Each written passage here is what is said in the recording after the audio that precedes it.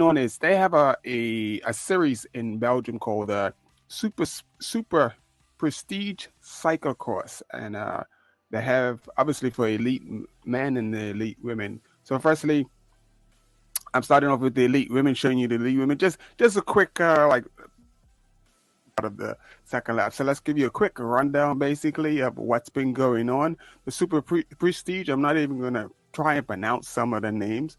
So basically, you have like looks like Ruda Vord and Jamaica Cross and Markets Plus and Boom. So those are the four races that were before today's race, which was Zoda. All of these events are taking place in Belgium. And the first race, the first win of the first race was Bessemer, Denise Bessemer. She was the first winner. And my favorite rider, Salen Del Carmen Alvarado.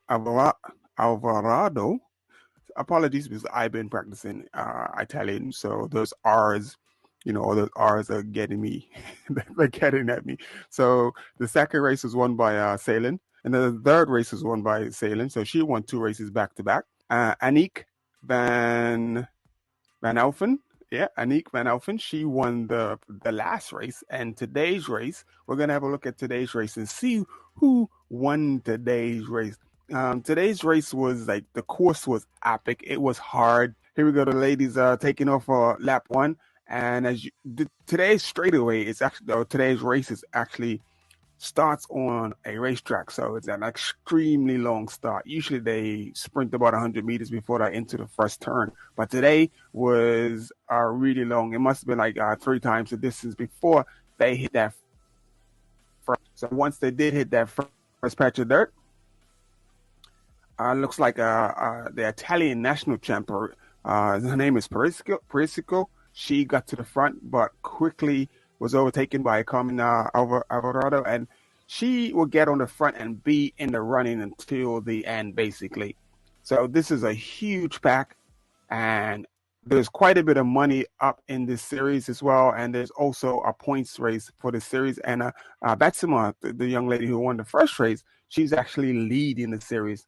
So right off the bat, you got Carmen Alvarado, Barisco. I don't know the girl who's in third, but she wouldn't feature later into the race because they break off into six riders. A breakaway of like 8 riders form pretty quickly.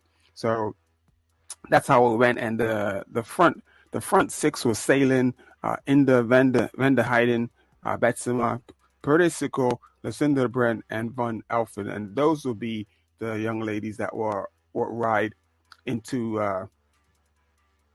space.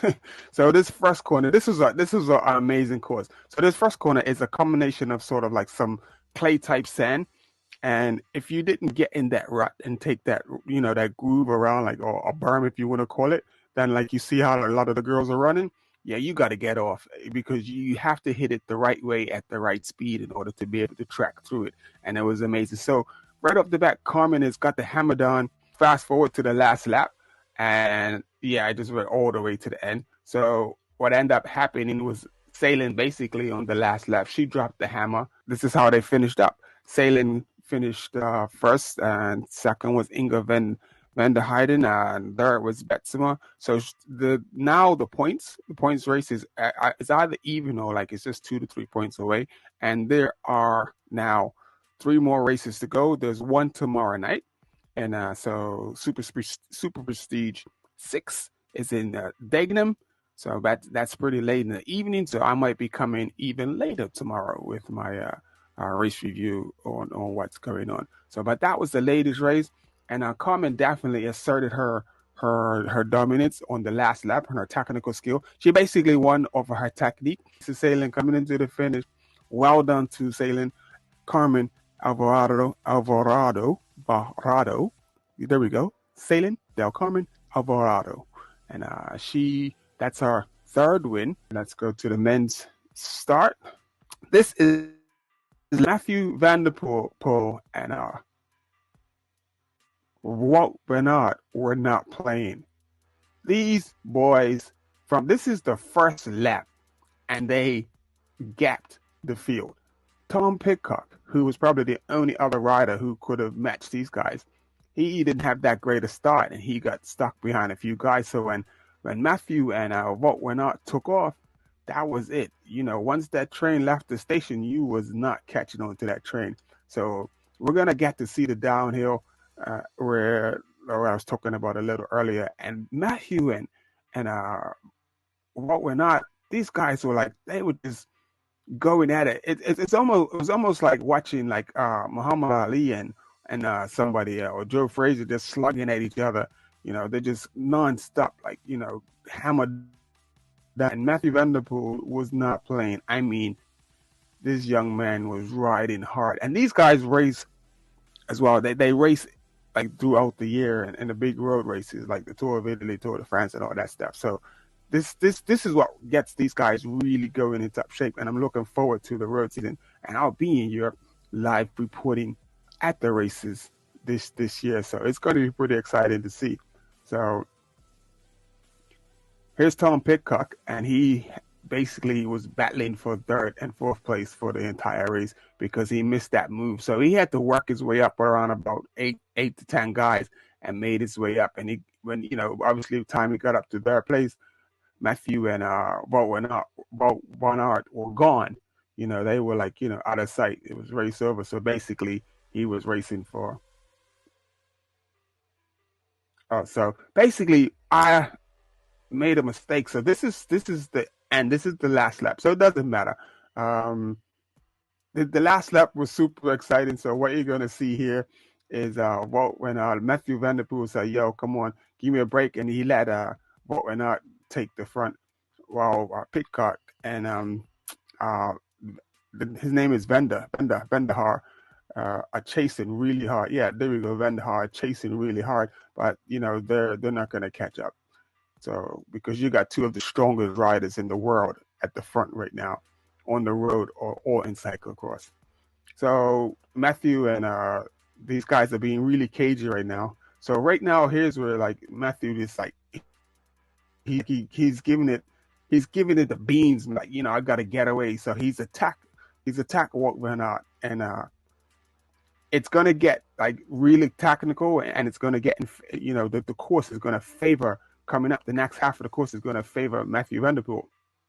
So this is why he's attacking so hard, because he knows that if he gets a little gap, because this is his, strongest part of the course, he could possibly, get the win. So he's opened up a gap on Wout Wennart, and he's doing the business. And at this point, like I said in cyclocross, a few seconds is major in cyclocross. So it's not like in a road race where you can draft and get back on. It's not happening in cyclocross. So once you get a gap like this, that's daylight. So and then here's the really technical fast downhill. I mean, like for cyclocross, this is fast. So they hit the stairs. Van Der Poel is definitely got a Wout Wennart on the ropes. And at this point, it's looking like, because they're on the last lap and they're racing for the finish. And at this point, it's looking like, yo. And at this action, this is where the women actually had to run that. The women couldn't ride that. The women actually had to run up that hill. So Matthew's obviously gathering himself. It's like, yo, I'm going to really give it the beans. And just as he was about to, he just slipped up and he let Wout Wennart back in. Had he kept going, there was a good chance that he could have kept it going. But he opened the door, he let Wout Wennart back in, and it was like, he let him back in, and that was it. Once he let him back in, now it just automatically went to who's going to win the sprint, and this is what happened. And this is the downhill. That downhill is just like, yo, it's not for the weak at heart. So now they're just gauging each other up, like who's going to do what, because they're coming into the last sprint. So it was no telling who could win the sprint, because both these guys are monsters. Both of them are monsters. So Wout Wennart tries to push Van Der Poel left a little bit so he can make him take the longest line. And as you can see, I'll go back just a second. I'll go back a little bit. a little bit more. So unfortunately, we didn't get the showdown that we wanted to see because it would definitely would have been a photo finish. But as we come to the end, Matthew Van Der Poel right here, his foot comes out of the paddle. His foot comes out of the paddle right there, but he saves it and he stays up and he doesn't crash. And Wout went on to win the race. And Wout went out. No, see, he got away with one, man. That was just like today's races was like they were super excited. They were just like, wow. It was pretty cool to see. So let's run to the finish. So Wout went out. He got away. Van Der Poel's foot came out of the paddle, so Van Der Poel just conceded. And today's victory went to Wout went out. But what's so cool about Matthew Van Der Poel, even in his loss, he's still like, bigging up the crowd and like, what's up? The guy is he's just a class act. He's just a class act. Today was the 5th round of the Super Prestige.